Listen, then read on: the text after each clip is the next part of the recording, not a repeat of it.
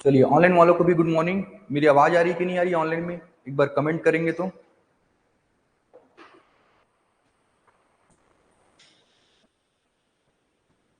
Online वाले comment करेंगे एक बार, आवाज आ रही है नहीं आ रही है मेरी? सभी को गुड मॉर्निंग ऑनलाइन वालों को। हाँ, आ रही है आवाज? सभी को क्लियर आवाज आ रही है मेरी?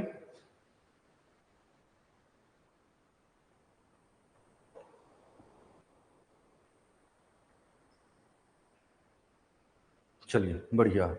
तो आज से धारा जीएस में हॉस्टल वार्डन की बैच, डेट क्या है आज? 7 मार्च, ठीक है ना? आज से धारा जीएस में 7 मार्च 2024 से हॉस्टल वार्डन की बैच स्टार्ट हो रही है। तो समझते हैं पहले हॉस्टल वार्डन का एग्जामिनेशन स्कीम। किसी भी एग्जाम को देने से पहले क्या समझना होता है? Examination scheme. तो उसका एग्जाम कैसे होगा, क्या पैटर्न होगा, कितने क्वेश्चंस आएंगे, तो मैं एक ब्रीफ में आपको आइडिया दे रहा हूँ हॉस्टल वार्डन को लेकर। समझिएगा ध्यान से, ठीक है ना? फिर धीरे डिस्कस करेंगे, आज चैप्टर भी स्टार्ट कर देंगे, ठीक है कि नहीं? समझिएगा हॉस्टल वार्डन, ठीक है ना? हॉस्टल वार्डन में क्या है एग्जामिनेशन स्कीम, ठीक है ना? अगर मैं हिंदी में बोलूंगा तो क्या बोलोगे आप? परीक्षा योजना बोलोगे। एग्जामिनेशन स्कीम को क्या बोलोगे? परीक्षा योजना। क्या है परीक्षा योजना इस हॉस्टल वार्डन का? Examination scheme.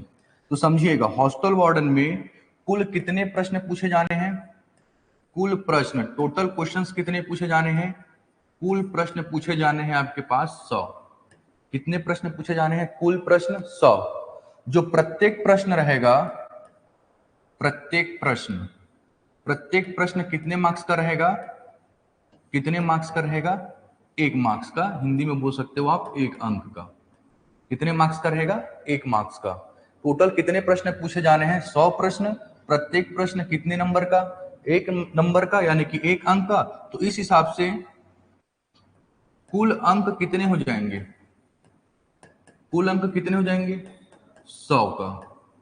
तो जो आपका एग्जाम होगा वो टोटल कितने मार्क्स का होगा? 100 मार्क्स का। क्लियर है कि नहीं? अब अगर आप सही किए तो आपको कितना नंबर मिलेगा? 1 नंबर।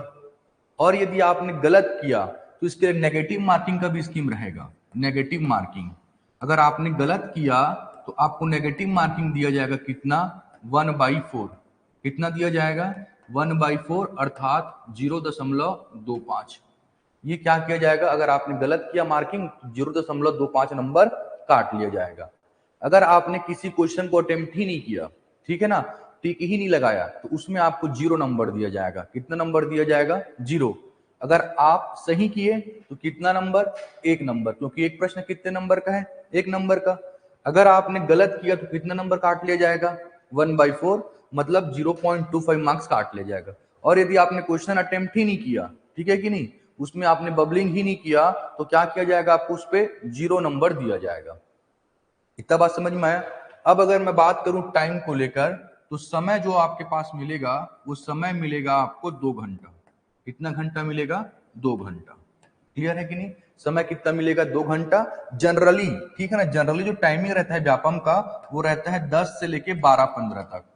ये 15 मिनट आपको एक्स्ट्रा इसलिए मिलता है ताकि आप OMR को अच्छे से फिल कर सको, गलती ना करो। तो टाइमिंग मोटा मोटा 10 से रहता है 12-15 तक। क्लियर है? तो ये क्या हो गया उसका एग्जामिनेशन स्कीम। क्लियर है कि नहीं? जिसमें आपको कुल कितने प्रश्न पूछे जाएंगे? 100 प्रश्न। प्रत्येक प्रश्न कितने मार्क्स का? 1 मार्क्स का। कुल अंक कितना हो जाएगा? 100 अंक। नेगेटिव मार्किंग कितना है? 1/4। यदि आपने अटेम्प्ट नहीं किया तो कितना नंबर मिलेगा उस क्वेश्चन के लिए? 0। तो समय कितना रहता है? 2 घंटा। क्लियर है कि नहीं? लगभग आपको मिलेगा 10 से 12-15, यही टाइमिंग देगा व्यापम आपको एग्जाम के लिए। क्लियर है सभी को इतना बात? चलो, ऑनलाइन वाले पहले बताओ, इतना क्लियर हुआ? हॉस्टल वार्डन का परीक्षा योजना कैसे रहेगा, क्या रहेगा, क्लियर हुआ? पहले इतना बताओ, फिर आगे बढ़ेंगे हम लोग। बताइए ऑनलाइन वाले, इतना क्लियर हुआ कि नहीं हुआ पहले? फिर धीरे धीरे आगे बढ़ेंगे।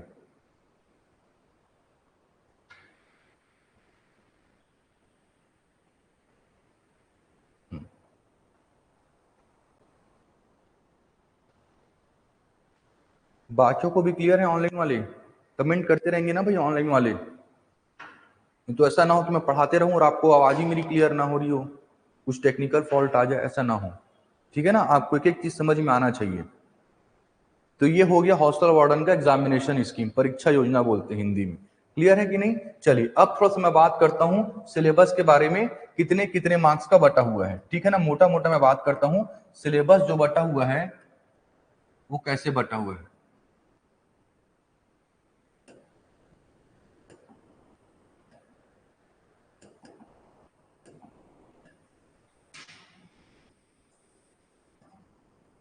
सिलेबस को समझो कैसे कैसे बटा हुआ है। हिंदी में क्या बोलोगे इसी को? पाठ्यक्रम। क्या बोलते हैं हम लोग इसको? पाठ्यक्रम। तो अगर मैं पाठ्यक्रम की बात करूं तो इसमें क्या पाओगे आप? जो कंप्यूटर है, क्या है? कंप्यूटर। हॉस्टल वार्डन में जो कंप्यूटर है वो टोटल कितने प्रश्न पूछे जाएंगे? टोटल प्रश्न पूछे जाएंगे 30 प्रश्न। तो अगर एक प्रश्न 1 मार्क्स का है तो अंक कितना हो जाएगा यहां पास से? अंक हो जाएगा 30 अंक का। कितने का हो जाएगा? 30 अंक का। कंप्यूटर कितने मार्क्स पूछा जाएगा? 30 मार्क्स का, क्योंकि 30 प्रश्न रहेंगे, एक प्रश्न 1 नंबर का, तो टोटल कितना हो जाएगा? 30। इसी प्रकार दूसरा आपको मिलेगा हिंदी व्याकरण। क्या मिलेगा आपको? हिंदी का व्याकरण। ठीक है कि नहीं? इसमें पत्र लेखन वेखन नहीं मिलेगा आपको, हिंदी का व्याकरण बोल रहा हूं। हिंदी व्याकरण में टोटल कितने प्रश्न पूछे जाएंगे? 5 प्रश्न। तो 5 प्रश्न कितने मार्क्स का हो जाएगा? 5 मार्क्स का हो जाएगा, क्योंकि एक प्रश्न 1 मार्क्स का। इसी प्रकार अगला जो है आपके सिलेबस में वो है इंग्लिश लैंग्वेज। ठीक है ना, इंग्लिश लैंग्वेज। ठीक है ना, यहाँ पे आपको ऐसे वैसे निबंध विबंध पत्र वत्र नहीं पूछा जाएगा, इंग्लिश लैंग्वेज में भी ग्रामर ही पूछा जाएगा। क्लियर है? इसमें कितने प्रश्न आने वाले हैं आपके पास? 5 प्रश्न। 5 प्रश्न यानी कितने नंबर के हो जाएंगे? 5 अंक के। इसी प्रकार आपको क्या पूछा जाएगा? मैथ्स। क्या पूछा जाएगा? गणित, मैथ्स पूछा जाएगा। रीजनिंग इंक्लूड नहीं है इसमें, तो रीजनिंग नहीं समझना मैथ्स को, मैथ्स अलग है। एप्टीट्यूड, जो एप्टीट्यूड पूछा जाएगा वो टोटल 25 प्रश्न पूछे जाएंगे। और अगर 25 प्रश्न के तो टोटल कितने मार्क्स हो जाए? कितने मार्क्स हो जाएंगे? 25 मार्क्स, 25 अंक। क्लियर है? इसी प्रकार अगला जो पूछेगा आपको जीएस पूछेगा, इंडियन जीएस। क्या बोल रहा हूं मैं? इंडियन जीएस, भारत का सामान्य अध्ययन। क्लियर है कि नहीं? इस भारत के सामान्य अध्ययन में आपको टोटल 15 प्रश्न पूछे जाएंगे, जो कि कितने मार्क्स के रहेंगे? 15 मार्क्स के। कितने मार्क्स के रहेंगे? 15 मार्क्स के। अगर मैं इसको थोड़ा सा डिटेल करूं कि इंडियन जीएस में क्या क्या पढ़ना है, तो आपको यहाँ पे पढ़ना होगा पहला हिस्ट्री। क्या पढ़ना पड़ेगा आपको? इतिहास। दूसरा क्या पढ़ना पड़ेगा आपको? ज्योग्राफी। क्या पढ़ना पड़ेगा? ज्योग्राफी। क्लियर है? तीसरा जो आपको पढ़ना पड़ेगा, यहाँ पे पढ़ना पड़ेगा कॉन्स्टिट्यूशन, हिंदी में बोलते हैं संविधान। क्या बोलते हैं? संविधान। अगला जो पढ़ना पड़ेगा आपको इकोनॉमी। इकोनॉमी। क्या पढ़ना पड़ेगा? इकोनॉमी। अगला इसमें पढ़ना पड़ेगा आपको साइंस। साइंस प्लस एनवायरमेंट इसमें मैं लिख दे रहा हूं। क्लियर है? Science plus environment. और साइंस के बारे में हमको मालूम है कि साइंस में कितने सब्जेक्ट इंक्लूड होते हैं? 3, फिजिक्स, केमिस्ट्री, बायो। समझ में आ रहा है? तो इस 15 नंबर के लिए आपको इतने सारे सिलेबस कवर करने पड़ेंगे। क्लियर हुआ सभी को? इसी प्रकार अगर मैं बात करूं अगला, तो आप यहां पे पाएंगे क्या? Current affair. क्या पाएंगे आप यहां पे? Current affair. ठीक है ना? करेंट अफेयर से लगभग आपको 5 प्रश्न पूछे जाने हैं, और कितने मार्क्स के रहेंगे वो? 5 मार्क्स के। क्लियर है? इसी प्रकार लिखा हुआ है छत्तीसगढ़ जीएस। क्या लिखा हुआ है? छत्तीसगढ़ का सामान्य अध्ययन। और उसमें भी स्पेशली मेंशन है, क्या लिखा हुआ है वहां पे? हिस्ट्री। क्या लिखा हुआ है? इतिहास। छत्तीसगढ़ का सामान्य अध्ययन से क्या पूछा जाएगा आपको? छत्तीसगढ़ का इतिहास पूछा जाएगा। ज्योग्राफी या फिर जनजातियों के बारे में नहीं लिखा हुआ है, स्पेशली क्या लिखा हुआ है? हिस्ट्री। तो ये छत्तीसगढ़ का जीएस भी अपने आप में बहुत बड़ा टॉपिक है। इसमें टोटल 5 प्रश्न पूछे जाने हैं, तो कितने मार्क्स हो जाएंगे यहाँ पास से? 5 मार्क्स। और इसी प्रकार जो लास्ट पूछा जाएगा वो पूछा जाएगा बाल मनोविज्ञान। क्या पूछा जाएगा? बाल मनोविज्ञान। बाल मनोविज्ञान। बाल मनोविज्ञान जो रहेगा वो टोटल पूछा जाएगा 10 प्रश्न। और 10 प्रश्न मतलब कितना अंक हो गया? टोटल 10 अंक। तो आप यहां पास से देखेंगे तो आपको समझ में आएगा कि कंप्यूटर से कितना पूछने वाला है? 30। कितने मार्क्स का हो गया? 30 मार्क्स। हिंदी कितने मार्क्स प्रश्न? 5 प्रश्न। कितने मार्क्स का? 5। इंग्लिश कितने का? 5 प्रश्न, 5 मार्क्स। मैथ्स कितना? 25। और अंक कितना? 25। जीएस कितने का? 15 क्वेश्चन पूछा जाएगा, 15 अंक। इसी प्रकार सीए मतलब क्या हो गया? Current affair. ठीक है ना? करेंट अफेयर कितने क्वेश्चन? 5 question, 5 marks. छत्तीसगढ़ का जीएस कौन सा, हिस्ट्री, कितने मार्क्स का पूछा जाएगा, 5 मार्क्स का, 5 क्वेश्चन। इसी प्रकार बाल मनोविज्ञान 10 प्रश्न 10 अंक। आप देखो 30 ये हो गया 40, और ये कितना हो गया 40, और ये हो गया 65, और ये हो गया 70, और एक 80, ये 90, और ये कितना हो गया 100। तो ये है आपका सिलेबस या पाठ्यक्रम। क्लियर है? इसी के अकॉर्डिंग आपको देखने को मिलेगा आपके एग्जाम पेपर में। क्लियर है ना? जो हॉस्टल वार्डन पूछा जाएगा वो इसी हिसाब से पूछा जाएगा। क्लियर है कि नहीं? तो आप यहाँ पे देख पा रहे हैं जो सबसे इंपॉर्टेंट आपका सब्जेक्ट बना वो कौन सा बना? आप क्या बोलोगे कि सर सबसे जो इंपॉर्टेंट बना मेरा वो बना पहला कंप्यूटर, दूसरा क्या बना, दूसरा बना मेरा मैथ्स, दूसरा कौन सा बना मेरा मैथ्स। क्लियर है? अगर मैं तीसरे इंपॉर्टेंट सब्जेक्ट की बात करूं तो आप क्या बोलोगे, बाल मनोविज्ञान। जीएस तो नहीं बोल सकते आप, क्यों? क्योंकि जीएस में इतने बड़े सब्जेक्ट है ना, ये इतना बड़ा सब्जेक्ट है कि आप इसको समेट पाना थोड़ा सा मुश्किल है इतने कम समय पे। समझ में आया? 1-2 महीना में आप इतने सारे सब्जेक्ट को कवर कर दो बोलोगे तो थोड़ा सा मुश्किल है। ठीक है कि नहीं? आप सेल्फ स्टडी से कर सकते हैं, लेकिन अगर आप कोचिंग के हिसाब से बैठ के कवर करोगे बोलोगे तो मुश्किल हो जाएगा ये। क्लियर है? तो केवल कितने मार्क्स का पूछ रहे हैं? केवल 15 मार्क्स का। हिस्ट्री ही अपने आप में बड़ा है, एंशिएंट है, मिडिवल है, फिर मॉडर्न है। क्लियर है? तो ये थोड़ा सा बहुत बड़ा सब्जेक्ट है। क्लियर है कि नहीं? तो आपको समझना पड़ेगा कि जो तीसरा इंपॉर्टेंट सब्जेक्ट है वो कौन सा है आपका, बाल मनोविज्ञान। उसके बाद तो सब इक्वली डिस्ट्रीब्यूट हुआ है। आप देखेंगे हिंदी कितने मार्क्स का है, 5, इंग्लिश 5। क्लियर है? इसके बाद तो सब अलग ही अलग है। तो जो हम लोग स्टार्ट कर रहे हैं, कौन कौन सा सब्जेक्ट स्टार्ट कर रहे हैं, स्टार्ट करने का मतलब जो पढ़ाने वाले हैं वो पढ़ाएंगे क्या, हम लोग कंप्यूटर पढ़ाएंगे, दूसरा मैथ्स पढ़ाएंगे, हिंदी पढ़ाएंगे, इंग्लिश पढ़ाएंगे, और क्या पढ़ाएंगे, बाल मनोविज्ञान। समझ में आ गया?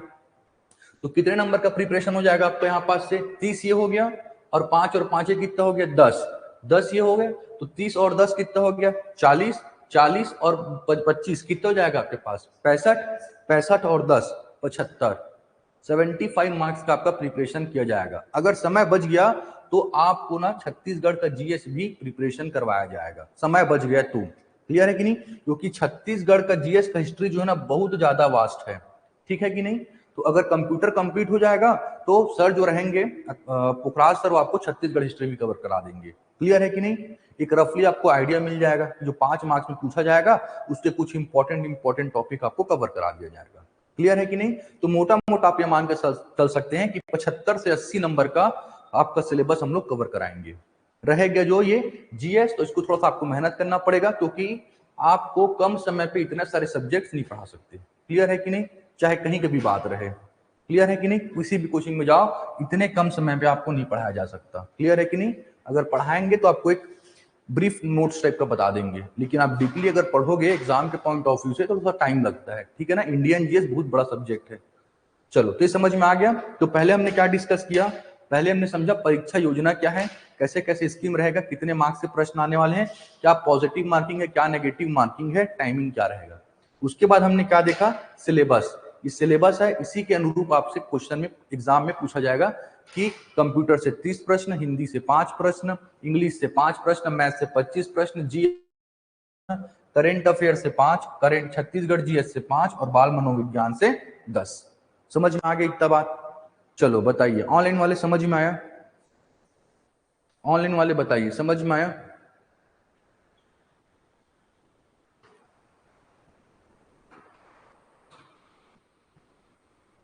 आया समझ में ऑनलाइन वालों को?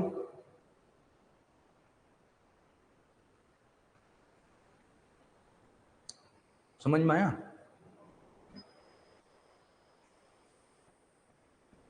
सभी को क्लियर हो गया अच्छे से ना?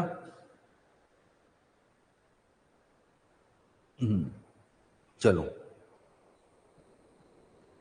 तो बढ़ते हैं आगे हम लोग। ठीक है ना? बढ़िया, बढ़ते हैं आगे। तो जो मैं पढ़ाने वाला हूं सब्जेक्ट, वो पढ़ाने वाला हूं क्या आपको, मैथ्स। क्या पढ़ाने वाला हूं मैं आपको, मैथ्स। हिंदी में क्या बोलते हैं, गणित। क्या पढ़ाने वाला हूं आपको, मैथ्स। अब मैथ्स में समझिएगा कि क्या क्या टॉपिक इसमें पूछा जाएगा। सिलेबस पहले से डिफाइन है, पूरा मैथ्स नहीं पूछा गया है। लेकिन आप ये नहीं बोल सकते कि सर जो सिलेबस दिया है उसी से पूछेगा क्या। मैथ्स का कोई भी चैप्टर ऐसा नहीं है जो दूसरे चैप्टर पे डिपेंडेंट ना हो। कहीं ना कहीं हर चैप्टर किसी ना किसी चैप्टर से डिपेंडेंट है। समझ में आया? तो आप टोटली डिपेंड नहीं सकते, जो सिलेबस दिया है उसी को नहीं कर सकते, लेकिन हाँ जो सिलेबस दिया है उसको हम लोग प्राथमिकता देंगे, उसके बाद समय बच गया तो कुछ कुछ और जो चैप्टर रहेंगे उसको भी कवर करेंगे। क्लियर है कि नहीं? तो मैं पहले चैप्टर का नाम लिख रहा हूं जो हमारे सिलेबस में मेंशन किया गया है, जो एग्जाम में पूछा जाएगा। लेकिन मैं फिर से रिपीट कर रहा हूं, हर चैप्टर मैथ्स में किसी न किसी रूप से दूसरे चैप्टर पे डिपेंड रहता है। क्लियर है कि नहीं? जैसे कि मैं एलसीएम एचसीएफ पढ़ाया तो वहां पे रेशियो का भी कॉन्सेप्ट आएगा। इसका कॉन्सेप्ट आएगा रेशियो का। समझ में आया कि नहीं आया? जैसे घातांक एवं करणी का भी कॉन्सेप्ट आएगा अगर आप SICI पढ़ोगे तो। क्लियर है कि नहीं? तो कहीं ना कहीं आपको देखने को मिलेगा कि हर चैप्टर को आपको हल्का हल्का पता रहना चाहिए। स्क्वायर रूट क्यूब रूट निकालने आना चाहिए आपको, उसका भी एप्लीकेशन आते रहता है। क्लियर है? तो मोटा मोटा आप ये मान के चलिए कि अगर समय बच गया तो हमको और भी चैप्टर्स कवर करने हैं, लेकिन आप जो पहले दिया गया उस चैप्टर को पहले कवर करेंगे, वहां पे अगर कॉन्सेप्ट आते जाएगा तो मैं समझाते चलूंगा। चलिए, तो अगर मैं बात करूं हमारे मैथ्स में जो पूछा जाएगा, पूछा गया है, पहला लिखा गया है LCM and HCF। LCM and HCF पहला चैप्टर क्या लिखा गया है? LCM and HCF। LCM को बोलते हैं लघुत्तम समापवर्ती और HCF को बोलते हैं महत्तम समापवर्तक। क्लियर है? दूसरा दूसरा जो पूछा गया है आपके पास, पूछा गया है औसत। क्या पूछा गया है? औसत। औसत को इंग्लिश में बोलते हैं एवरेज। क्या बोलते हैं? एवरेज। औसत को इंग्लिश में क्या बोलेंगे? एवरेज। दूसरा चैप्टर क्या हो गया आपका? एवरेज। तीसरा जो पूछा गया है वो पूछा गया है प्रतिशत। प्रतिशत इंग्लिश में क्या बोलोगे आप? परसेंटेज।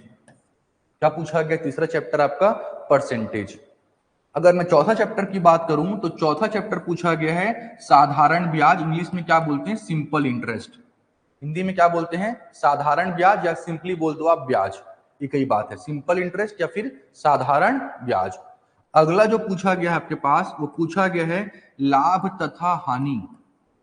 लाभ तथा हानि इंग्लिश में क्या बोलते हैं? Profit and loss. इंग्लिश में क्या बोलेंगे? Profit and loss. इंग्लिश में क्या बोलेंगे? Profit and loss. तो पहला चैप्टर क्या लिखा मैंने? LCM and HCF। दूसरा मैंने क्या लिखा? एवरेज, औसत। तीसरा मैंने क्या लिखा? प्रतिशत। अगला क्या लिखा मैं? SI। उसके बाद लिखा मैं लाभ तथा हानि। लाभ तथा हानि। अगर मैं बात करूं छठवें चैप्टर की, तो छठवां चैप्टर में आप पाओगे क्या? यहां पे लिखा है रेखा एवं कोण। क्या लिखा हुआ है? रेखा एवं कोण। इंग्लिश में बोलते हैं लाइन एंड एंगल। क्या बोलोगे आप? Line and angle. ठीक है ना? मैं शॉर्टकट में लिख दे रहा हूं, लाइन एंड एंगल। रेखा एवं कोण। क्या पूछा गया? रेखा एवं कोण। अगला जो पूछा गया है आपके पास चैप्टर, वो दिया गया है ट्राइंगल। क्या पूछा गया है? ट्राइंगल। उसके बाद दिया गया है क्वाड्रिलेटरल। उसके बाद दिया गया है सर्कल। अगर मैं हिंदी में बोलूंगा तो क्या बोलेंगे आप इसको? त्रिभुज। क्या बोलते हैं? त्रिभुज, चतुर्भुज और वृत्त। क्या बोलते हैं? ट्राइंगल, क्वाड्रिलेटरल और सर्कल। और अगला चैप्टर दिया गया है आपके पास क्षेत्र मिति, बोलते हैं इंग्लिश में बोलते हैं एरिया। क्या बोलते हैं आप? एरिया। क्या बोलते हैं आप? एरिया। इसी में आपका 2D मेंसुरेशन सब इसी में आ जाएगा। क्लियर है कि नहीं? और अगला जो दिया है आपके पास, आप बोल सकते हैं चैप्टर 9, वो दिया है वॉल्यूम, जिसको हम लोग क्या बोलते हैं? 3D बोलते हैं। 2D और 3D समझ लो आप यहाँ पास, 2D और क्या बोल दो आप सीधा सीधा यहाँ पे 3D। तो इतने चैप्टर तो उसने मेंशन किए हैं। इसको वॉल्यूम को क्या बोलते हैं हिंदी में? आयतन। क्या बोलते हैं? आयतन। अगर आप देखेंगे तो केवल और केवल क्या लिखा हुआ है? घन तथा घनाभ, क्यूब एंड क्यूबॉइड। पर आप अगर एग्जाम पेपर एनालिसिस करेंगे तो आपको समझ में आएगा कि घन और घनाभ के अलावा आपको सिलेंडर के बारे में पूछा जाता है। क्लियर है कि नहीं? कोण के बारे में पूछा जाता है। तो कुल मिला के आपको यहाँ पे सब पढ़ना पड़ेगा। गोला के बारे में पूछा जाता है। क्लियर है कि नहीं? भले वो मेंशन किया है घन तथा घनाभ, क्यूब एंड क्यूबॉइड, लेकिन इसके अलावा आपको पूछा भी जा सकता है सिलेंडर के बारे में, कोण के बारे में, ठीक है ना, स्फीयर के बारे में। तो ये सब चीज हमको कवर करना है, ये जो लिखा हुआ सिलेबस। तो हमारा प्रायोरिटी रहेगा कि आप इसी सब्जेक्ट टॉपिक को पहले प्रिपेयर करेंगे, उसके बाद समय बच गया तो और कुछ कुछ बेसिक चैप्टर्स को देखेंगे। क्लियर हुआ? क्लियर हुआ सभी को? चलिए बताइए, ऑनलाइन वाले इतना क्लियर हुआ कि नहीं हुआ? इतने चैप्टर्स हमको कवर करने हैं, इतने चैप्टर्स हमको कवर करने हैं।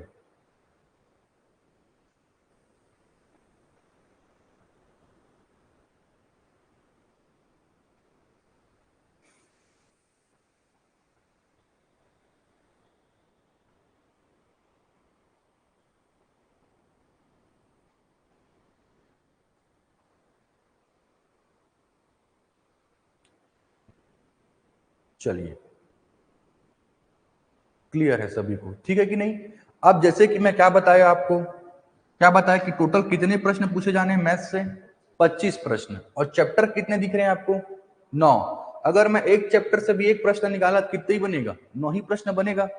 इसका मतलब ये होगा कि आपके एग्जाम में ये मान के चलो कि आपसे हर चैप्टर से क्वेश्चन पूछा जाएगा ही जाएगा, एक भी चैप्टर आप छोड़ के नहीं जा सकते।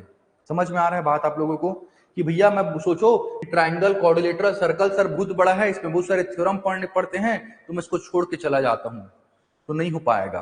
क्लियर है कि नहीं, आपको पढ़ के जाना ही पड़ेगा। भले यहाँ पे आपके एग्जाम में तीनों का सेक्शन मिला के मान लो 5 क्वेश्चन आया, तो कम से कम आपसे 3 से 4 तो बनने ही बनने चाहिए। इस हिसाब से आपको प्रिपरेशन करना पड़ेगा। अगर बाय द वे 5-5 क्वेश्चन निकाले तो आप 5-5 क्वेश्चन नहीं छोड़ सकते मैथ्स में। क्लियर है कि नहीं। 25 में अगर आप अच्छे से पढ़ाई करोगे तो 25 में 25 स्कोर किया जा सकता है, कोई बड़ी बात नहीं है। 25 में आप 25 स्कोर कर सकते हो। क्लियर है सभी को। तो आप ये मान के चलिए कि हमको इतने सारे टॉपिक्स तो कवर करने ही पड़ेंगे, क्योंकि 25 प्रश्न पूछे जाने हैं, और 25 प्रश्न आपको ना एक चैप्टर से पूछेगा, ना आपको एक आध चैप्टर को छोड़ के पूछेगा। क्लियर है कि नहीं। तो मोटा मोटा आपको सब चैप्टर को पढ़ना ही पड़ेगा। क्लियर है कि नहीं। और अगर मैं बात करूं तो आप अर्थमेटिक में अच्छे से पढ़ना है, क्योंकि ज्यादा इंपॉर्टेंस किसका रहता है, अर्थमेटिक का। जो 90% सिलेबस कवर करेगा आपका वो एलसीएम, एचसीएफ, एवरेज, प्रतिशत, एसआई, लाभ तथा हानि, और एरिया हो गया, वॉल्यूम हो गया, इन्हीं लोग कवर करेंगे।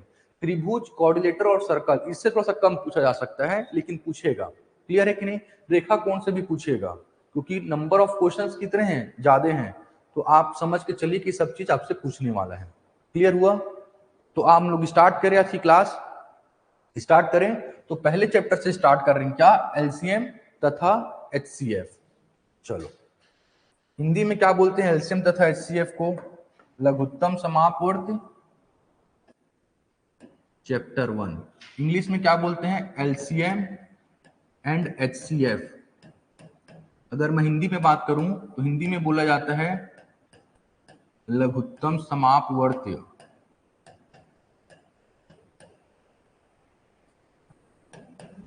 तथा महत्तम समापवर्तक। क्लियर है कि नहीं। इसको क्या बोला जाता है हिंदी में, लघुत्तम समापवर्त तथा महत्तम समापवर्तक, और इसी को शॉर्टकट में हम लोग कभी कभी क्या बोलते हैं, लसा। इसको क्या बोलते हैं हम लोग, सा। क्लियर है। तो जनरली मैं जो वर्ड यूज करूंगा वो एलसीएम एचसीएफ यूज करूंगा, ठीक है कि नहीं। एलसीएम एचसीएफ यूज करूंगा। हिंदी में क्या बोलते हैं, लघुत्तम समापवर्त, तथा इंग्लिश में क्या बोलते हैं, महत्तम समापवर्तक। शॉर्टकट क्या है, लसा, उसका क्या शॉर्टकट, मासा। क्लियर है। चलिए तो स्टार्ट करते हैं। इस चैप्टर को जो हम लोग पढ़ेंगे इसको 3 पार्ट में पढ़ेंगे। कैसे पढ़ेंगे, 3 पार्ट में।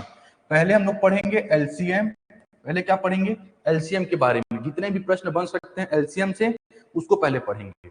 उसके बाद हम लोग पढ़ेंगे एचसीएफ, उसके बाद क्या पढ़ेंगे हम लोग, एचसीएफ। समझ में आया। पहले क्या पढ़ेंगे, एलसीएम, एलसीएम से जितने भी प्रश्न बन सकते हैं उसको देखेंगे। उसके बाद क्या पढ़ेंगे हम लोग, एचसीएफ, और एचसीएफ के बाद देखेंगे क्या, एलसीएम प्लस एचसीएफ के प्रश्न। तीसरा क्या रहेगा टॉपिक हमारा, एलसीएम प्लस एचसीएफ, जिसमें दोनों क्वेश्चन रहेगा, जो दोनों वर्ड रहेंगे एलसीएम और एचसीएफ के कॉम्बिनेशन क्वेश्चन। उसके बाद हम लोग देखेंगे मिसलेनियस क्वेश्चंस। क्लियर है कि नहीं, मिसलेनियस क्वेश्चंस। क्लियर है। तो ये हमारा सीक्वेंस रहेगा चैप्टर 1 को स्टडी करने का। क्या रहेगा, पहले एलसीएम पढ़ेंगे, फिर एचसीएफ पढ़ेंगे, फिर एलसीएम और एचसीएफ के क्वेश्चंस देखेंगे। उसके बाद हम लोग क्या देखेंगे, मिसलेनियस या विविध प्रश्न। क्लियर है कि नहीं, जो सीजी व्यापम या हॉस्टल वर्णन के लिए काम आएगा। स्टार्ट करें चैप्टर अब। चलो, तो टॉपिक का नाम डाल लो आप एलसीएम, ठीक है ना। एलसीएम के बारे में पढ़ रहे हैं हम लोग, आपको एलसीएम एकदम अच्छे समझ में आना चाहिए, क्योंकि जो चैप्टर बेस्ड है, ये चैप्टर जो डिपेंड कर रहा है आपको, वो टोटली डिपेंड करता है डेफिनेशन पे। किस पे डिपेंड करता है, आपका डेफिनेशन पे। तो मैं पहले हिंदी में लिख रहा हूं और इंग्लिश में लिखवा दूंगा, आप लोग समझते चलिएगा, फिर मैं समझाऊंगा। तो इसको क्या बोलेंगे, एलसीएम क्या बोलते हैं हिंदी में, लघुत्तम समापवर्ती, शॉर्टकट में क्या बोलते हैं, लसा। क्लियर है कि नहीं। मैं डेफिनेशन लिख रहा हूं, मेरे साथ साथ आप लोग लिखिएगा, फिर मैं समझाता हूं। दो या दो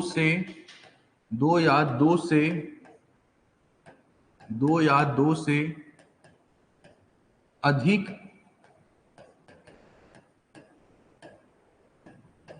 संख्याओं का एलसीएम वह छोटी से छोटी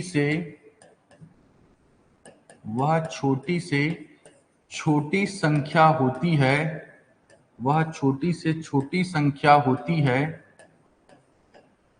वह छोटी से छोटी संख्या होती है जो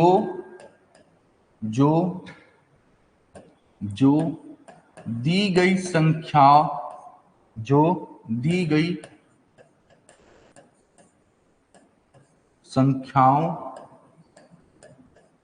संख्याओं से पूर्णतः विभाजित हो। ये है डेफिनेशन। किसका डेफिनेशन है ये? एलसीएम का। दो या दो से अधिक संख्याओं का एलसीएम वह छोटी से छोटी संख्या होती है जो दी गई संख्याओं से पूर्णतः विभाजित हो। क्लियर है? क्लियर है? अब इंग्लिश मीडियम वाले चाहे तो लिख सकते हैं, मैं ओरली बोल दे रहा हूं। लिखिएगा, साइड हेडिंग क्या डालना है? एलसीएम। एलसीएम तो लिखो डेफिनेशन में क्या आएगा इसका? The list number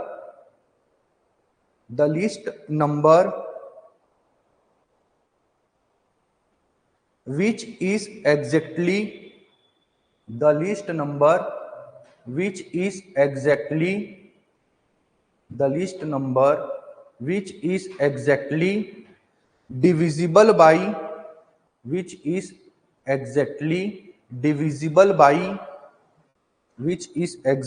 divisible by each one of the given number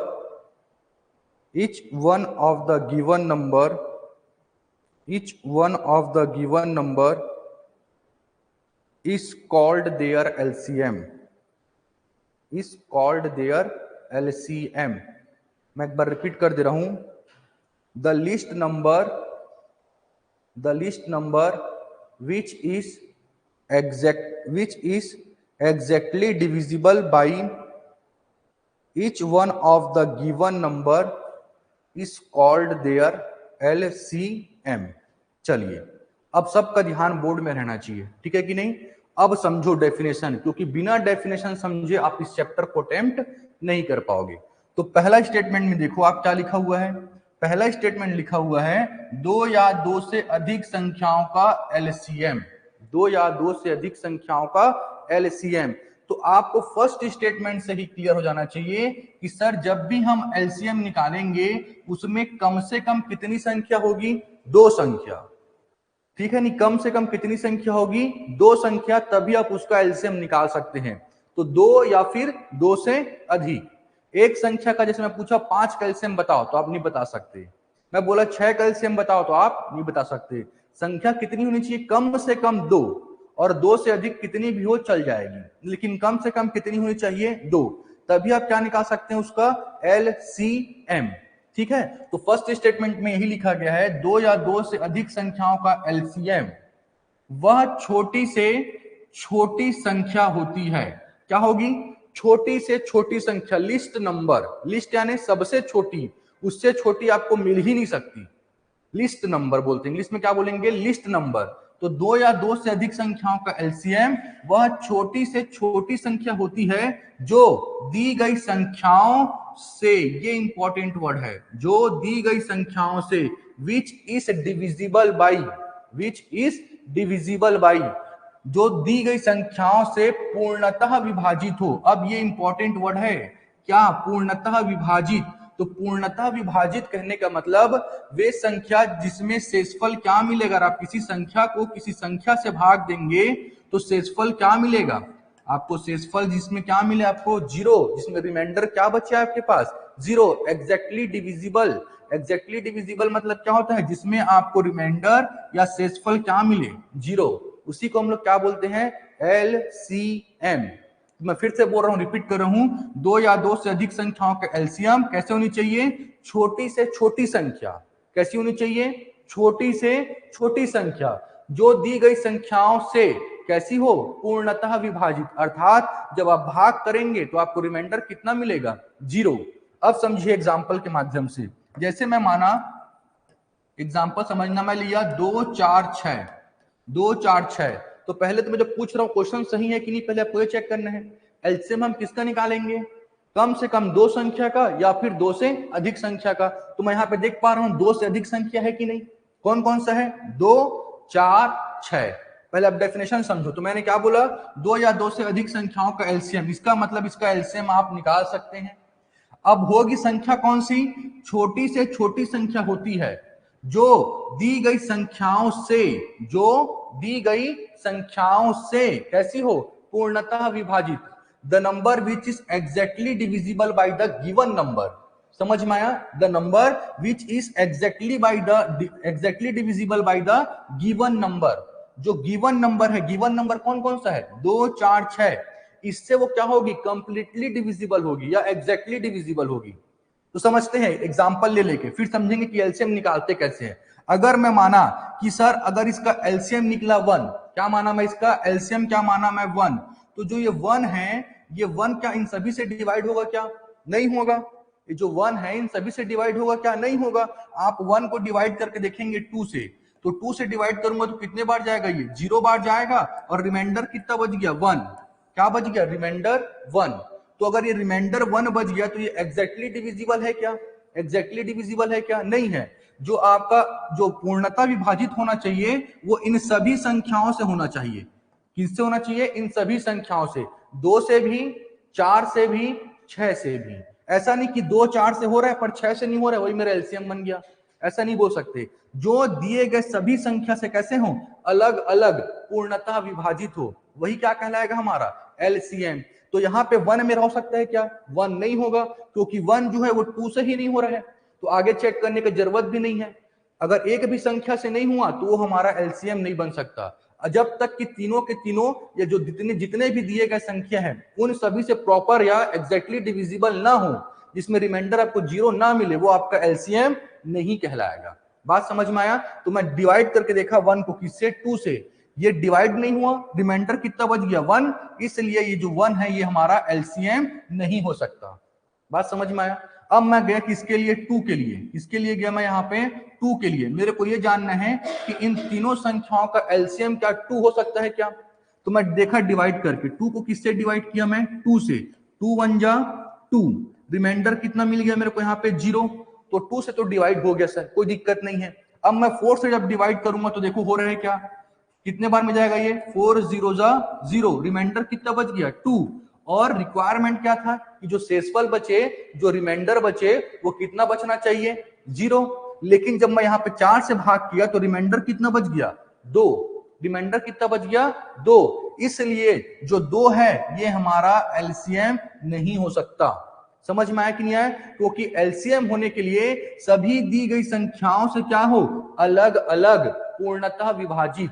जो भी संख्या दी है 2 4 6, इन तीनों से कैसी होनी चाहिए, पूर्णतः विभाजित, अर्थात जब आप 2 से भाग करो, 4 से भाग करो और 6 से भाग करो, इन तीनों के लिए क्या मिलना चाहिए, रिमाइंडर 0।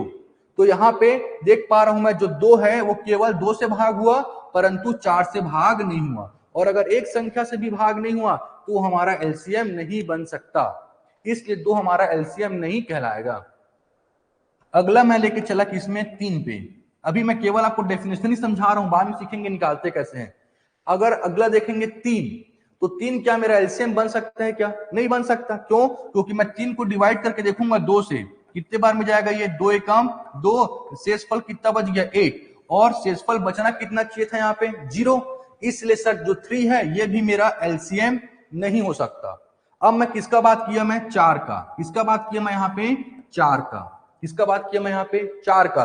तो जब मैं 4 को देखा तो 4 जो है ये 2 से क्या है, कंप्लीटली डिविजिबल है कि नहीं, 2 से कंप्लीटली डिविजिबल है। और जो 4 है वो 4 से भी डिवाइड हुआ कि नहीं होगा, 4 एकम 4, शेषफल कितना मिल गया, 0। लेकिन जब मैं 4 को किससे डिवाइड किया, 6 से, तो कितने बार में जाएगा ये, 0 बार में, और रिमाइंडर कितना बच गया, 4। तो यहाँ पे क्या कंप्लीटली डिविजिबल हुआ क्या, कंप्लीटली डिविजिबल कहने का मतलब जहां पे शेषफल या रिमाइंडर कितना बचे, 0। तो जब आप 4 को डिवाइड किए किससे, 6 से, तो क्या कंप्लीटली डिविजिबल हुआ क्या, नहीं हुआ, इसलिए सर 4 भी हमारा एलसीएम नहीं हो सकता, क्योंकि एलसीएम होने के लिए इन सभी संख्याओं से कैसी होनी चाहिए, पूर्णतः विभाजित, इन सभी संख्याओं से, अर्थात जो भी संख्या दिया हुआ है, क्या क्या दिया है, 2 4 6, इन तीनों के तीनों से क्या होना चाहिए, कंप्लीटली डिविजिबल। समझ में आया कि नहीं आया? इसलिए यहाँ पे 4 भी मेरा एलसीएम नहीं हो सकता। अब अगर मैं गया 5, तो 5 होगा क्या, 5 भी मेरा नहीं होगा, तो आप क्या बोलेंगे, सर 5 भी नहीं होने वाला। अब अगर मैं बात किया 6 का, किसका बात किया मैं, 6 का, तो जो 6 डिवाइड होगा वो किससे हो जाएगा, 2 से तो हो जाएगा और 6 से भी हो जाएगा, लेकिन जब मैं 4 से डिवाइड करूंगा तो यहाँ पे रिमाइंडर बचेगा, और अगर रिमाइंडर बच गया मतलब वो मेरा एलसीएम नहीं कहलाएगा, जब तक कि रिमाइंडर 0 ना बचे, इसका मतलब 6 भी एलसीएम नहीं होने वाला। अब मैं किस में जाऊंगा, 7, तो 7 से तो इन तीनों संख्याओं से भाग नहीं होने वाला, तो 7 भी मेरा एलसीएम नहीं हो सकता। इसी प्रकार मैं गया किसमें, 8 पे, तो 8 पे जाऊंगा तो केवल और केवल 2 और 4 से भाग होगा, पर 6 से नहीं हो पाएगा, इसलिए जो 8 है ये भी एलसीएम नहीं हो सकता। इसी प्रकार मैं गया 9 पे, तो 9 से तो इन तीनों संख्या से भाग नहीं होगा। अगर मैं बात किया 10 का, तो 10 जो रहेगा केवल और केवल किससे भाग होगा, 2 से, 4 और 6 से भाग नहीं होगा। इसी प्रकार मैं बात किया 11 से, तो 11 इन तीनों से भाग नहीं होगा। अब अगला मैं ले रहा हूं क्या, यहाँ पे 12, क्या ले रहा हूं मैं यहाँ पे 12, समझिएगा, अगला मैं डिजिट कौन सा ले रहा हूं यहाँ पे 12। तो मैं माना कि अगर सर इन तीनों संख्याओं का एलसीएम अगर 12 होगा, तो क्या ये तीनों के तीनों 12 से क्या डिवाइड हो रहे हैं कि नहीं, 12 को डिवाइड कर रहे हैं कि नहीं कर रहे हैं। तो आप देखो 12 को अगर मैं डिवाइड किया 2 से, तो 2 6 क्या हो जाएगा 12, रिमाइंडर कितना मिला 0 0। इसी 12 को मैं किससे भाग कर रहा हूं मैं, 4 से, तो 4 3 12, यहाँ पे भी रिमाइंडर कितना मिला 0 0। और इसी प्रकार मैं इस 12 किससे भाग कर रहा हूं मैं, 6 से, तो 6 दूनी कितना हो गया 12, यहाँ पे भी रिमाइंडर क्या बचा 0 0। इसका मतलब मैं बोल सकता हूं कि सर 12 वह छोटी से छोटी संख्या है, 12 वह छोटी से छोटी संख्या है जो दी गई संख्या 2 4 6, 2 4 6 से अलग अलग क्या हो रही है, पूर्णतः विभाजित, अलग अलग क्या हो रही है, पूर्णतः विभाजित, इसलिए जो 12 होगी वही मेरी क्या होगी एलसीएम। 12 से छोटी संख्या आपको मिल ही नहीं सकती जो इन तीनों से क्या हो जाए, डिवाइड हो जाए। हो सकता है कि 2 से हो जाए लेकिन 4 और 6 से ना हो, जैसे कि एग्जांपल देखिए, हो सकता है कि 2 4 से हो जाए पर 6 से ना हो सकता है कि 2 और 6 से हो जाए पर 4 से ना हो। क्लियर है कि नहीं? तो 12 से छोटी आपको संख्या मिल ही नहीं सकती जो इन तीनों को क्या कर दे, कंप्लीटली डिवाइड कर दे। समझ में आया कि नहीं आया? तो हम लोग एलसीएम किसको बोलते हैं, वह छोटी से छोटी संख्या जो दी गई सभी संख्याओं से क्या हो, पूर्णतः विभाजित हो, क्या वही कहलाता है हमारा एलसीएम। बात समझ में आया कि नहीं आया? क्या कहलाएगा वही हमारा एलसीएम। समझिएगा, एक एग्जांपल मैं और ले रहा हूं, जैसे कि मैं एग्जांपल लिया 10 20 और 30। क्या एग्जांपल लिया मैं यहां पास से, 10 का लिया, 20 का लिया और किसका लिया मैं 30 का। 10 20 30 में मेरे को जानना है कि एलसीएम क्या आने वाला है, समझना बात को। तो यहाँ पे 1 हो सकता है क्या एलसीएम, नहीं हो सकता। 1 होगा क्या, नहीं होगा। 2 होगा क्या, नहीं होगा। 3 होगा क्या, नहीं होगा। समझ में आया? तो आप इस प्रकार चेक करते करते जाओगे तो बहुत लंबा हो जाएगा ये। समझ में आ रहा है कि नहीं आ रहा है? ये क्या हो जाएगा, बहुत लंबा हो जाएगा। इसलिए हम लोग को मालूम होना चाहिए कि एलसीएम कैसे फाइंड करते हैं। समझ में आया? तो इस डेटा को लेकर मैं क्या बता रहा हूं कि एलसीएम फाइंड कैसे किया जाता है। तो जिनको एलसीएम निकालने नहीं आता वो बोर्ड में ध्यान से सुनेंगे। तो आप एलसीएम कैसे निकालेंगे, तो आप ऐसा खींचेंगे और यहाँ पे सभी दी गई संख्याओं को लिख देंगे, 10 20 और क्या लिखोगे आप 30। समझना, क्या लिखूंगा मैं 10 20 और 30। अब एलसीएम कैसे निकालेंगे, तो आप पहले देखोगे कि दी गई संख्याओं में से कोई एक संख्या या एक से अधिक संख्या पूरा पूरा 2 से भाग हो रहा है कि नहीं हो रहा है। अगर 2 से कोई एक संख्या या एक से अधिक संख्या भाग होगी तो पहले आप किससे भाग करोगे, 2 से। तो हो रही है 2 से, 10 भी हो रहा है, 20 भी हो रहा है, 30 भी हो रहा है, तो मैं पहले किससे भाग करूंगा मैं, 2 से। अब ये कितने बार जाएगा, 5 बार। तो जो 5 बार जाएगा क्वोशिएंट जो मिलेगा, भागफल मिलेगा, उसको हम लोग नीचे में लिखते हैं। जो भागफल मिलता है उसको कहां पे लिखते हैं, नीचे में।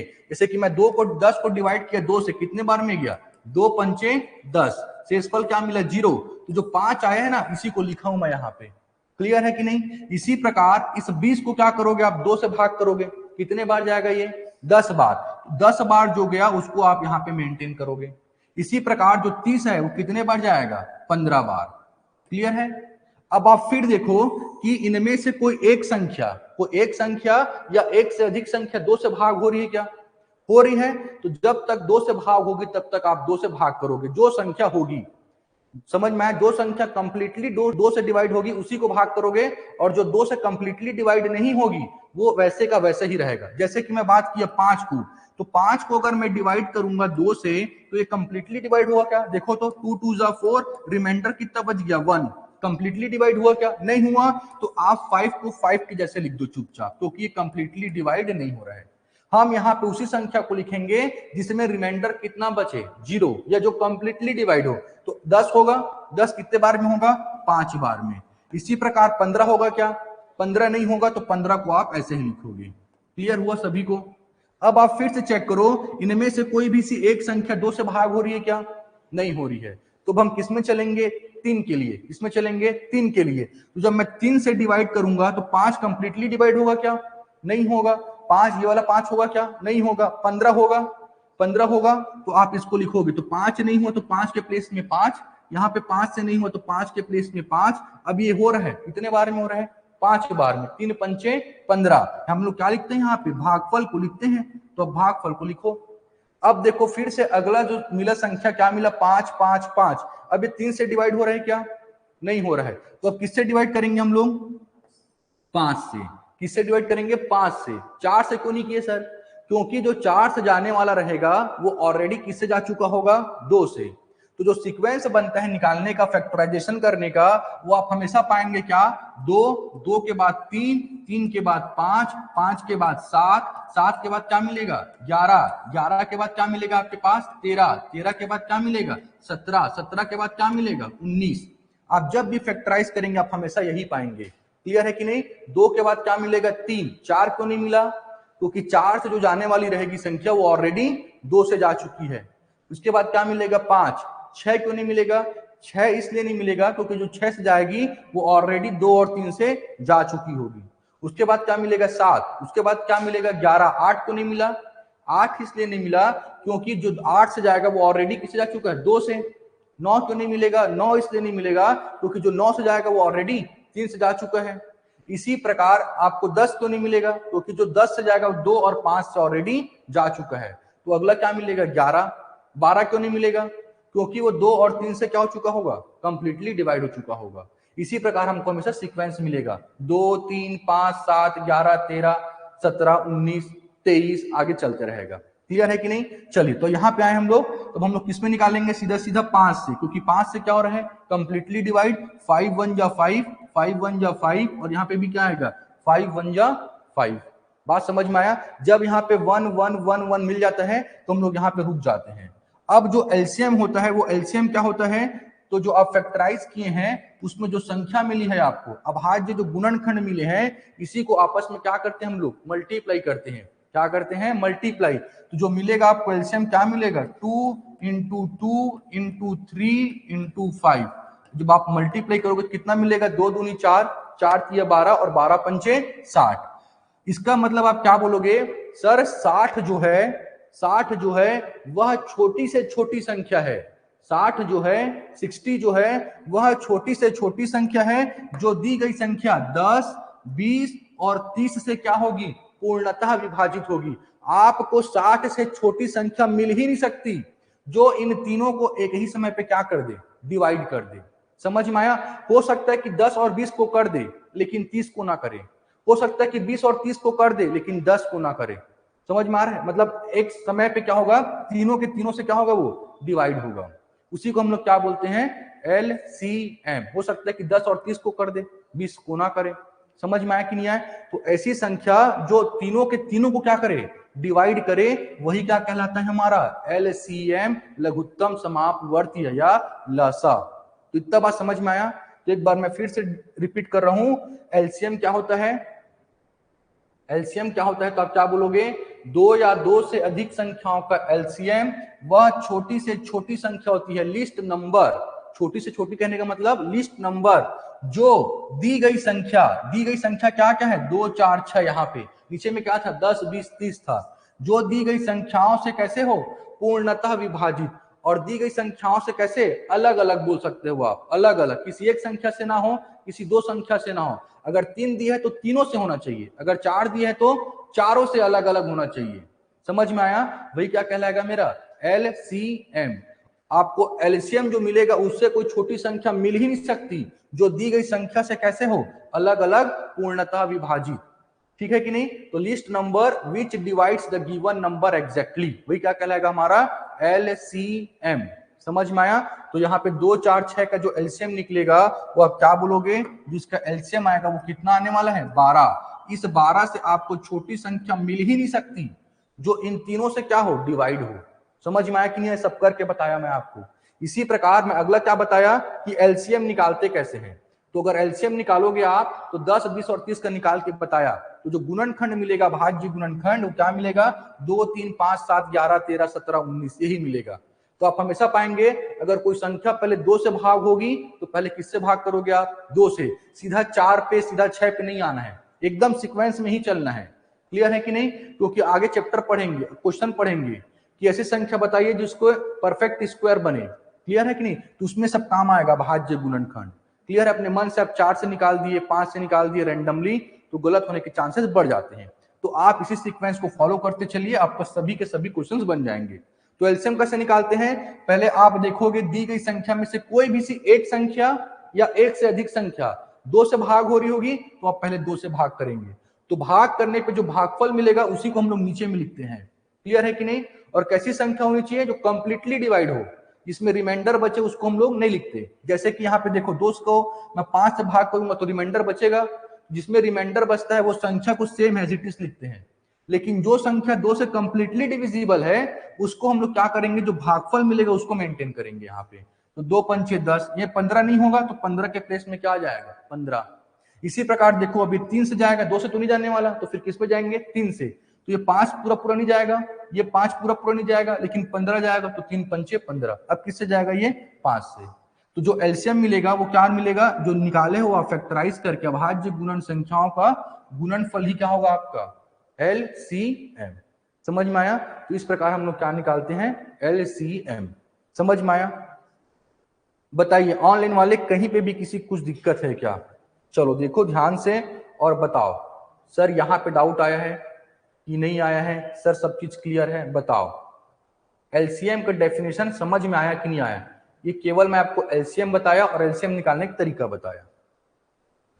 इतना देख के बताओ कि समझ में आया कि नहीं आया, कि रिपीट करना है कुछ चीज को, बताइए।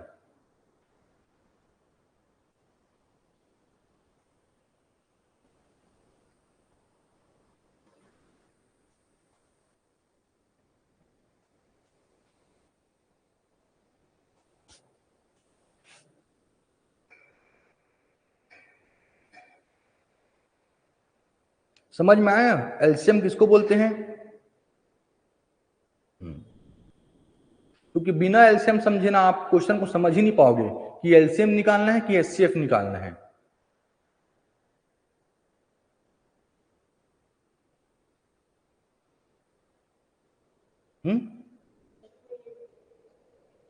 हाँ, इसीलिए तो मैं बताया आपको, ठीक है ना। आपके लिए जो इंपॉर्टेंट वर्ड है क्या बोलेगा वो, से। क्या बोलेगा वो, से बोलेगा। एचसीएफ में पढ़ेंगे तो ही परिवर्तन होगा, को हो जाएगा। और यहाँ पे बड़ी से बड़ी संख्या है, उसको पढ़ेंगे हम लोग बाद में। अभी केवल किस में फोकस कर रहे हैं, एलसीएम में। तो सभी क्लियर है, सबका कमेंट आ चुका है, एकदम अच्छे से क्लियर है, 100% क्लियर। चलिए, तो अब मैं क्वेश्चन कराना स्टार्ट कर रहा हूँ, धीरे धीरे कॉन्सेप्ट बनेगा हमारा, फिर बढ़ेंगे धीरे धीरे। क्लियर है कि नहीं? तो पहले हिंदी मीडियम वालों को लिखेंगे, फिर इंग्लिश मीडियम वालों के लिए मैं बता दूंगा।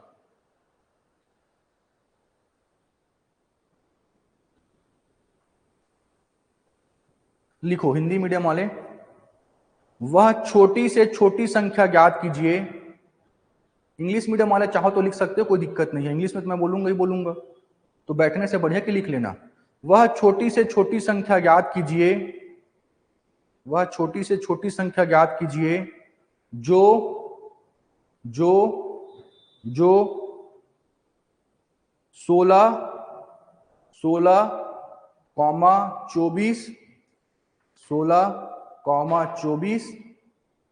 कॉमा 36 तथा 54 जो 16, 24, 36 तथा 54 से पूर्णतः विभाजित हो। 16, 24, 36 तथा 54 से पूर्णतः विभाजित हो। इंग्लिश मीडियम वाले को लिखना, find the list number, find the list number, find the list number which is, find the list number which is exactly divisible by, which is exactly divisible by 16, 16, 24, 16, 24, 36, 36 and 54 and 54. Find the list number which is exactly divisible by, which is exactly divisible by 16, 24, 36 and 54. चलिए, तो आपको बतानी क्या है, वह छोटी से छोटी संख्या, क्या बतानी है आपको, वह छोटी से छोटी संख्या जो 16, 24, 36 तथा 54 से पूर्णतः विभाजित हो। और अभी हमने पढ़ा, क्या पढ़ा कि सर दो या दो से अधिक संख्याओं का एलसीएम वह छोटी से छोटी संख्या होती है जो दी गई संख्याओं से क्या हो, पूर्णतः विभाजित हो। इसका मतलब आपको एकदम अच्छे से क्लियर होना चाहिए कि दी गई संख्याओं से क्या होनी चाहिए, वो दी गई संख्याओं से क्या होनी चाहिए, से, दी गई संख्याओं से क्या होनी चाहिए, पूर्णतः विभाजित। और दी गई संख्याओं से पूर्णतः विभाजित का आंसर कौन देगा आपको, एलसीएम, क्योंकि एलसीएम ही क्या होती है, वह छोटी से छोटी संख्या जो दी गई संख्याओं से कैसी हो, पूर्णतः विभाजित हो। इसका मतलब अगर हमको इसका आंसर करना है तो दी गई संख्या कौन कौन सी है हमारे पास, दी गई संख्या कौन कौन सी है हमारे पास, तो आप बोलेंगे 16, बगल में क्या है 24, बगल में क्या है 36 और बगल में क्या है 54, 54। 16, 24, 36 तथा 54 से क्या होगी, वो पूर्णतः विभाजित। तो एलसीएम का डेफिनेशन ही वही है कि एलसीएम होती क्या है, दी गई सभी संख्याओं से, दी गई सभी संख्याओं से, वर्ड याद रखेंगे से, दी गई सभी संख्याओं से पूर्णतः विभाजित हो, वही क्या कहलाती है हमारी एलसीएम। तो इस प्रश्न में क्या निकालेंगे हम लोग, एलसीएम। और एलसीएम निकालने का तरीका मैं आपको बताया कि पहले क्या करोगे, आप 2 से भाग दोगे। कोई एक संख्या या एक से अधिक संख्या 2 से भाग होगी तो आप पहले किससे भाग करोगे, 2 से। तो चलिए स्टार्ट करते हैं, पहले 2 से भाग दूंगा मैं, तो 2 8 जा 16, 12 टाइम्स में जाएगा, ये 18 टाइम्स में जाएगा, यहाँ पे कितने टाइम्स में जाएगा, 27 टाइम्स में। फिर जा रहा है 2 से, तो फिर 2 से भाग करोगे। जब तक एक संख्या या एक से अधिक संख्या 2 से भाग होगी तब तक आप 2 से भाग करोगे। 2 से जब जाना बंद हो जाएगी तो किससे भाग करेंगे, 3 से। जब 3 से नहीं जाएगी तो किससे भाग करेंगे, 5 से। जब 5 से नहीं जाएगी तो किससे भाग करेंगे, 7 से। वही सीक्वेंस चलता रहेगा। चलो तब 2 से जा रहे हैं, 2 4 जा 8, 2 6 जा 12, 2 9 जा 18, ये 27 जाएगा क्या, नहीं जाएगा। तो 27 के प्लेस में क्या लिखोगे आप, 27 ही रहेगा। उसी संख्या को नीचे में लिखेंगे जो कंप्लीटली डिविजिबल हो। और किसको लिखते हैं हम लोग यहाँ पे, कोसेंट को। किसको लिखते हैं हम लोग, कोसेंट को, भागफल को। अब अगला किस में आऊंगा मैं, फिर से देखो 2 से भाग हो रहा है कि नहीं हो रहा है, तो 2 से फिर से भाग करोगे, 2 दूनी 4, 2 तिया 6, ये जाएगा क्या, नहीं जाएगा। तो 9 के प्लेस में 9, 27 जाएगा क्या, नहीं जाएगा, ये ऐसा ही रहेगा। क्लियर है। फिर देखो 2 से जा रहे हैं ना, कोई एक संख्या या एक से अधिक संख्या जा रहा है, आप 2 से फिर भाग करो, 2 एकम 2, ये क्या जाएगा, 3 नहीं जाएगा, 9 ऐसा ही रहेगा, और यहाँ पे क्या जाएगा 27। अब किससे करूंगा मैं, 2 से भाग जा रहा है क्या, कोई भी सी एक संख्या नहीं जा रही है, तो मैं किससे भाग दूंगा, मैं 3 से। देखो ये 1 तो नहीं आएगा, 1 तो 1 ही रह जाएगा। क्लियर है।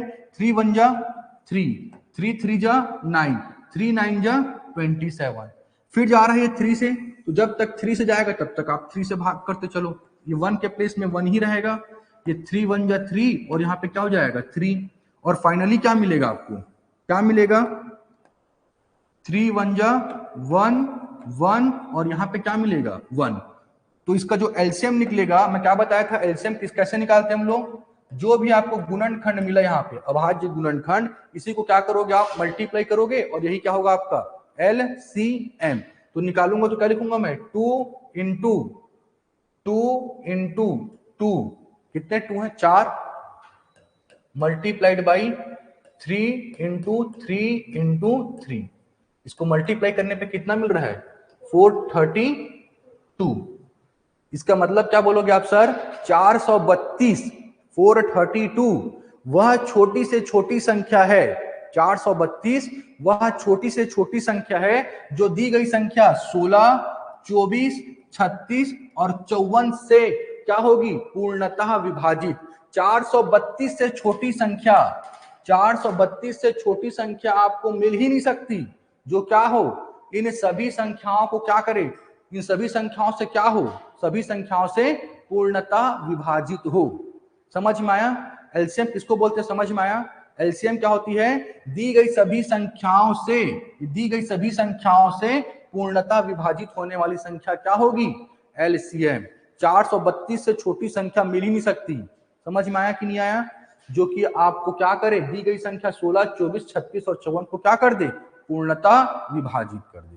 बात समझ में आया? बात समझ में आया? ऑनलाइन में क्लियर है? बताओ एक फर्स्ट क्वेश्चन। कुछ लोग का आंसर भी आ गया, बहुत बढ़िया बात है।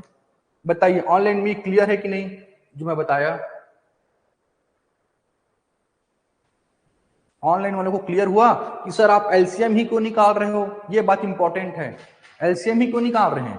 क्योंकि एलसीएम ही क्या होती है वह छोटी से छोटी संख्या जो दी गई सभी संख्याओं को क्या करे, दी गई सभी संख्याओं से क्या हो पूर्णतः विभाजित हो।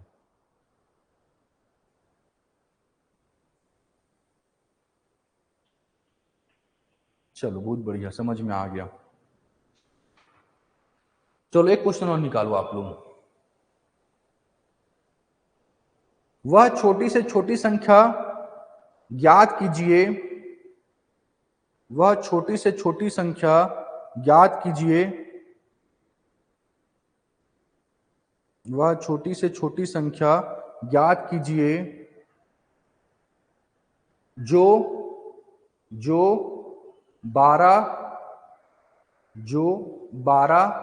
15, 20 तथा 27, 12, 15, 20 तथा 27 से पूर्णतः विभाजित हो, से पूर्णतः विभाजित हो। इंग्लिश मीडियम वाले लोग लिखेंगे find the list number, find the list number, find the list number which is exactly divisible by, which is exactly divisible by 12, 15, 20 and 27, which is exactly divisible by 12, 15, 20 and 27। तो क्या बतानी है आपको? वह छोटी से छोटी संख्या जो 12, 15, 20 तथा 27 से कैसी हो पूर्णतः विभाजित हो।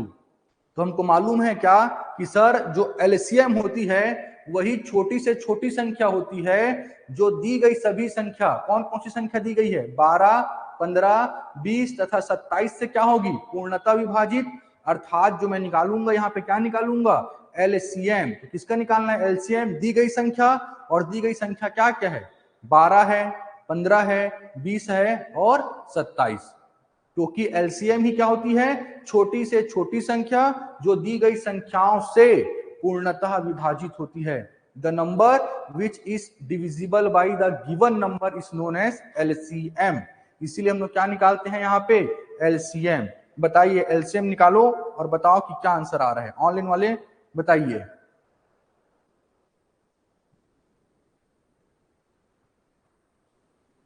बहुत बढ़िया भावेश,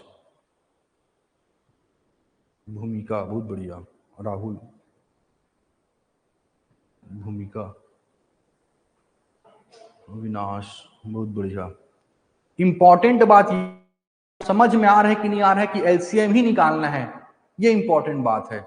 आंसर कैलकुलेट करना कोई बड़ी बात नहीं है, ये समझ में आ रहा है कि सर हम लोग एलसीएम क्यों निकाल रहे हैं, क्यों निकाल रहे हैं एलसीएम? क्योंकि एलसीएम ही क्या होती है, छोटी से छोटी संख्या जो दी गई संख्याओं से क्या हो, पूर्णतः विभाजित। एलसीएम ही क्या होती है, list number which is divisible by, exactly divisible by the given number. समझ में आया? इसीलिए हम लोग क्या निकाल रहे हैं यहाँ पे, एलसीएम। ठीक है, चलिए तो सभी का आंसर आ गया ऑनलाइन में भी, मैं यहाँ पे निकाल के बता दे रहा हूं। Second question, 12, 15, 20, 27। क्लियर है? मैं 2 से पहले जाएगा तो 2 से डिवाइड करूंगा, 2 6 जा 12, ये 15 तो नहीं जाएगा, 2 10 जा 20, 27 नहीं जाएगा। फिर किससे जाएगा, ये 2 से जाएगा, 2 3 जा 15, 2 5 जा 27। फिर किससे जाएगा, ये 3 से जाएगा, 2 से तो कंप्लीट हो गया, 2 से कोई और जाने वाला है क्या, नहीं, 3 से जाएगा, 3 1 जा 3, 5 जा 5 नहीं जाएगा, 3 9 जा। फिर जाएगा, देखो किससे जाएगा, ये 3 से, 1 के प्लेस में 1 ही रहेगा, 5 के प्लेस में 5, 5 के प्लेस में 5 और 3 3 जा 9। यहाँ पे फिर किससे जाएगा, 3 से, 3 1 जा यहाँ पे 5, यहाँ पे भी 5 और 3 1 जा 3। अब किससे जाएगा, फाइनली किससे जाएगा, 1, 5 1 जा 5 1 जा 5 1 जा और 1। तो यहाँ पे जो आपको एलसीएम मिलेगा वो एलसीएम में क्या लिखूंगा, एलसीएम क्या लिखूंगा मैं यहाँ पे, तो आप बोलोगे 2 into 2 multiplied by 3 into 3 multiplied by 5। जब आप मल्टीप्लाई करोगे तो क्या मिलेगा, 540। इसका मतलब आप क्या बोलोगे, सर 540 वह छोटी से छोटी संख्या है जो दी गई संख्या 12, 15, 20 तथा 27 से क्या होगी, कंप्लीटली डिविजिबल। इन सभी संख्याओं से क्या होगी, पूर्णतः विभाजित। 540 से आपको छोटी संख्या मिल ही नहीं सकती जो इन सभी से क्या हो, कंप्लीटली डिवाइड हो। बात समझ में आया, बात समझ में आया? इसलिए हम लोग यहाँ पे क्या निकालते हैं, एलसीएम। तो हिंदी मीडियम में वर्ड लिखा रहेगा से, समझ में आया, विच इज एग्जैक्टली डिविजिबल लिखा रहेगा इंग्लिश में। क्लियर है? चलिए थोड़ा सा आगे बढ़े, थोड़ा सा आगे बढ़े, चलो लिखो अगला क्वेश्चन लिखो।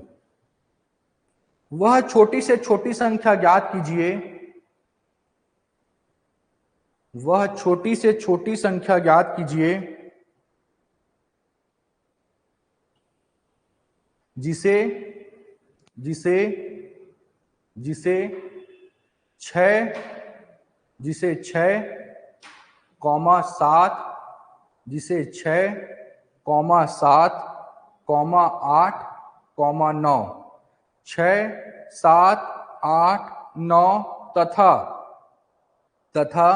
12 से भाग देने पर, तथा 12 से भाग देने पर प्रत्येक दशा में एक शेषफल बचे, प्रत्येक दशा में एक शेषफल बचे। वह छोटी से छोटी संख्या ज्ञात कीजिए जिसे 6, 7, 8, 9 तथा 12 से भाग देने पर प्रत्येक दशा में एक शेषफल बचे। इंग्लिश मीडियम वाले लोग लिखिएगा, find the list number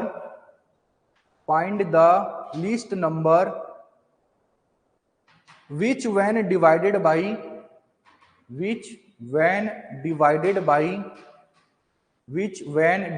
by 6, 7, 8, 9 and 12, 6, 7, 8, 9 and 12 leaves the same remainder 1, leaves L-E-A-V-E-S, leaves the same remainder 1 in each case, चलिए तो इसके पहले हम लोग क्या पढ़े थे सर, इसके पहले आपको क्वेश्चन क्या पूछा जा रहा था, वह छोटी से छोटी संख्या बताइए जो दी गई संख्या से कैसी हो, पूर्णतः विभाजित।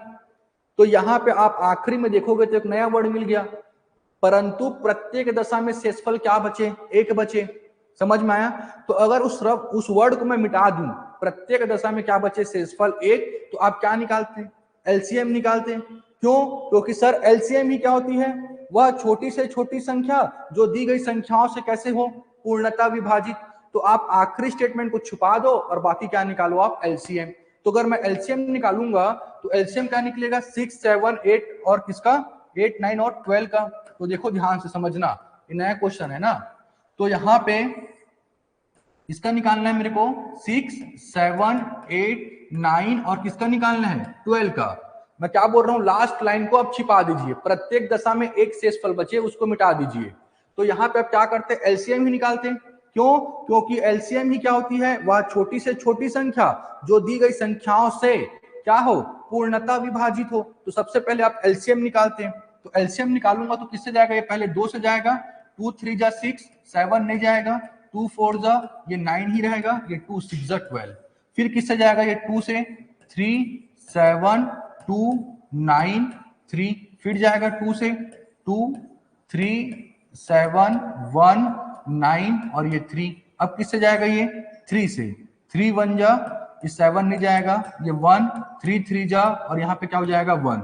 फिर जाएगा 3 से, तो आप 3 से डिवाइड करोगे 1, 7 नहीं जाएगा, 1 के प्लेस में 1, 3 1 जा 3 ये 1। और फाइनली किससे जाएगा, ये 7 से, 7 1 जा 1 1 1 और यहाँ पे क्या बचेगा 1। तो जो आपको एलसीएम मिलने वाला रहेगा वो क्या मिलेगा, क्या मिल रहा है एलसीएम, हाँ 2 इंटू 2 इंटू 2 और यहाँ पे क्या मिलेगा 3 इंटू 3 इंटू 7, कितना मिला 504, ये मिला एलसीएम। एलसीएम कितना मिलेगा 504, एलसीएम कितना मिला 504। तो इसका मतलब क्या समझ में आना चाहिए कि सर जो 504 है, जो 504 है, वह छोटी से छोटी संख्या है, वह छोटी से छोटी संख्या है जो दी गई सभी संख्या कौन कौन सी 6 7 8 9 और 12 से क्या होगी, कंप्लीटली डिविजिबल। यानी कि क्या बोल सकता हूं मैं, जब मैं 504 को भाग करूंगा किससे, मैं किससे भाग करूंगा, मैं 6 से, तो रिमाइंडर क्या मिलेगा मेरे को यहाँ पे 0 0। जब मैं 504 को भाग करूंगा किससे 7 से, रिमाइंडर क्या मिलेगा मेरे को 0 0। जब मैं 504 को किससे भाग करूंगा मैं 8 से, रिमाइंडर क्या मिलेगा मेरे को 0 0। जब मैं 504 को किससे भाग करूंगा मैं 9 से, रिमाइंडर क्या मिलेगा 0 0। जब मैं 504 को किससे भाग करूंगा मैं 12 से, रिमाइंडर क्या मिलेगा 0 0। लेकिन अगला स्टेटमेंट क्या दिया है, अगला स्टेटमेंट दिया है प्रत्येक दशा में शेषफल कितना मिले, 1 मिले, कितना मिले 1 मिले। तो अगर यहाँ पे 504 के बजाय क्या होता, यहाँ पे 504 और जो रिमाइंडर चाहिए, कितना रिमाइंडर चाहिए 1, तो आप इस 1 को जोड़ दो, तभी तो संख्या क्या बनेगी, ये 505। अब जब आप 505 को भाग करोगे किससे 6 से 7 से 8 से 9 से और 12 से, इन सभी में शेषफल कितना मिलेगा 1 मिलेगा। समझ में आया। अगर मैं बोलता कि प्रत्येक दशा में शेषफल 2 मिले, तो आप क्या करते हैं, यहाँ पे 2 को ऐड करते हैं, क्योंकि 504 तो कंप्लीटली डिविजिबल है ना, 504 तो क्या हो गया, कंप्लीटली डिविजिबल हो गया। इसका मतलब आपको जो शेषफल चाहिए रहेगा उसको क्या करना पड़ेगा, यहाँ पे ऐड करना पड़ेगा। अगर 1 चाहिए तो आप 1 लिखोगे, 2 चाहिए तो आप क्या लिखोगे 2, 3 चाहिए तो क्या लिखोगे आप 3, 4 चाहिए तो क्या लिखोगे आप 4। समझ में आया कि नहीं आया। तो अगर आपके पास ऐसा प्रश्न आए कि प्रत्येक दशा में 1 शेषफल बचे, प्रत्येक दशा में 2 शेषफल बचे, उसको क्या करते हैं हम लोग, पहले एलसीएम निकालते हैं, उसके बाद जो एलसीएम आएगा उसमें हम लोग क्या कर देते हैं ऐड। अब क्यों कर रहे, समझ में आया, क्योंकि एलसीएम क्या होगी, पूर्णतः विभाजित संख्या। अब जो रिमाइंडर चाहिए उसको आप क्या कर दीजिए, जोड़ दीजिए, आपको आंसर मिल जाएगा। क्लियर हुआ। चलिए बताइए ऑनलाइन में इतना क्लियर हुआ, 505।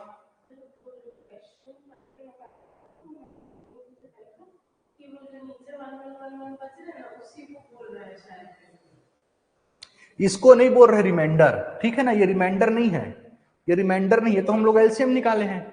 क्लियर है। जब यहाँ पे संख्या जो मिले ना 505, अब आप इसको भाग करके देखो 6 से, रिमाइंडर मिलेगा 1। 505 को भाग करके देखो 7 से, रिमाइंडर मिलेगा 1। ऐसा है, इसको हम लोग रिमाइंडर नहीं बोलते, ये रिमाइंडर ही नहीं है, ये तो एलसीएम निकाल रहे हो आप। आया समझ में अच्छे से।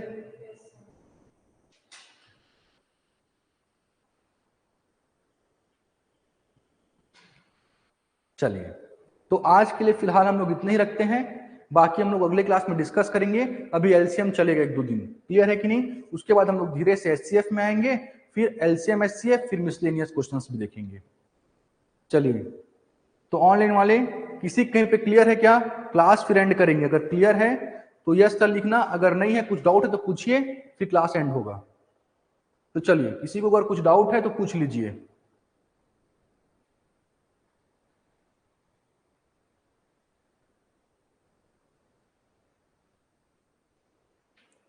मैं प्रैक्टिस करा दूंगा और आपको शीट दूंगा, ठीक है ना। उस शीट को दूंगा ना मैं, तो हमारे जो ऐप है धारा जीएस उसमें अपलोड रहेगा, तो वहां से आप डाउनलोड कर सकते हैं और प्रैक्टिस कर सकते हैं। चैप्टर कंप्लीट हो जाएगा ना, शीट मिलते जाएगा, ठीक है ना। चैप्टर कंप्लीट होगा शीट मिलेगा, चैप्टर कंप्लीट होगा शीट मिलेगा, उसी को आपको प्रैक्टिस करना पड़ेगा, ठीक है राहुल जी। चैप्टर कंप्लीट हो जाएगा, शीट मिलते जाएगा, तो उसका टेंशन मत लो, जो पढ़ाऊंगा उसी से आएगा, उससे बाहर का नहीं आएगा, आराम से आप ला सकते हैं नंबर। बस आपको ये बताना है कि समझ में आया कि नहीं आया क्लास आज का। तो मेरे हिसाब से सभी का समझ में आ गया, सभी कमेंट आ रहे हैं समझ में आ गया सर, क्लियर है। तो हम लोग क्लास यहीं पे एंड करते हैं, बाकी हम लोग कल कंटिन्यू करेंगे, ठीक है। चलिए, तब तक के लिए थैंक यू सो मच, और आगे पढ़ते रहिएगा, ठीक है कि नहीं।